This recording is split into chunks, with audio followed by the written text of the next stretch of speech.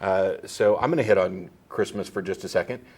On Friday, I was supposed to be on a Christian radio program in Minneapolis, which also streams live over the internet, but they were having problems with their phones, so they postponed it, and they're wanting to have me back after the first of the year, which is a little unfortunate because they were actually talking about Christmas, and if they have me back after the first of the year, I won't kind of get to say my piece. But they were advocating for the angel trees, the Salvation Army thing, where people put their children up on the trees, and then you go and you pick one off, and you get the items on the wish list, give it to the Salvation Army, and they bag it all up. And just by happenstance, my company volunteered to do charity work for the holidays. And I spent Friday afternoon from 1 to 4 at the Salvation Army thing, stuffing toys into bags for kids. And somebody out there just went, "You did what?" Because I have a lot of problems with the Salvation Army in general, but I don't have a lot of problems with doing nice things for people, as long as you're not, adding proselytizing and other stuff like that in there. And so it was really, it was a little fun and a little heartbreaking, because unfortunately, you'd get a 5-year-old boy or girl, and you'd pick out toys, and I had to set aside some of my concerns about gender divided toys, about what is a boy's toy versus what is a girl's toy. I had to set that aside. But I think, we managed to make a lot of kids happy that way. Unfortunately, there were also some 12 and 13-year-olds, and everything after age 10, it's slim pickings. There were very little clothes in the 11-year-old plus range, very little age-appropriate toys in that range. And that I was like, there's a bunch of 12 and 13-year-olds that are just going to hate me, but their little brothers and sisters are going to think I'm awesome. Except that they're not going to know that I did anything because it's all anonymous. But in the Christmas wars, which have been fun this year for me to watch, the only one I want to hit on is one quick one. Dave Silverman was on Fox News along with Bill Donahue from the Catholic League and Rabbi, I'm going to butcher his name, it's Shmuley or something like that? Boutique or something like that. I don't know. And they complained about a number of things, one of which is this satanic monument that the satanic group wants to put up in Oklahoma right next to the Ten Commandments monument. And while I don't think we should have any there, and I think there's a really easy way to look at this. If I rent a house with 3 other people, so you've got me as an atheist, and I've got a Christian, a Jew, and a Muslim, and we each have our own bedrooms. We can decorate our own bedrooms and put up whatever religious or non-religious stuff we want, however. But the common areas downstairs, the living room, you don't get to permanently affix things for your religion because those are spaces that we share. Now, you can still make use of the living room and have a Bible study down there if your bedroom is too small or whatever, as long as we're all in agreement. We work out a schedule that is amenable to everybody, where we all have equal access, and where one person isn't dominating.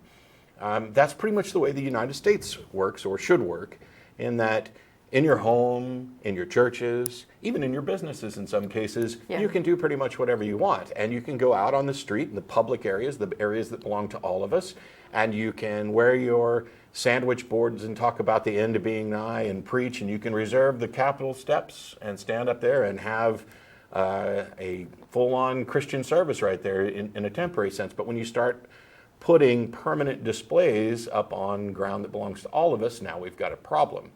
And since we haven't been able to get the courts to really dig in on this and correct the problem by removing those displays, I'm all in favor of, let's let the Satanic Church put up an 8-foot tall statue of Satan sneering at the Ten Commandments right next to him, because maybe then people will voluntarily start removing these permanent fixtures before we pollute the landscape so much that it's all you see. Well, and this is the fallacy of this, let's give everybody equal time stuff. Yeah. Because at what point does it become just absurd when you have, not that, a creche and a satanic display side by side have gotten to the absurd point, but once we've littered the landscape with everybody's display out there, at some point it does get a little ridiculous. And as Rachel Maddow would say, what could possibly go wrong here, right? So the other thing that they complained about is a Festivus pole made of beer cans that's going up, I think, somewhere in Florida. It was hilarious, first of all, to have Bill Donahue and a rabbi kind of teaming up to complain about this. Yeah.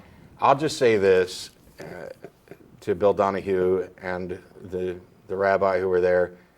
You guys looked like a couple of douchebags. You really did. This idea that you somehow own Christmas or the season is patently absurd. 93% approximately of people in the United States celebrate Christmas, and yet less than 80% are actually Christians, which means there's a whole bunch of people who are not Christians who are celebrating. Meanwhile, there are Christian denominations that don't celebrate Christmas. And when you look at Christmas, when we take back the stuff that Christianity stole from other festivals and Saturnalia and the solstice and things like that, it's the reason Christmas is so popular. It's, first of all, it's commercial, and second of all, it's predominantly secular. Beth and I have actually driven around over the last week or so and cataloged 460 some odd houses that had outdoor displays, 0.2% of which have anything religious at all. And now, granted, that's Austin. It's not necessarily going to apply in your neighborhood, but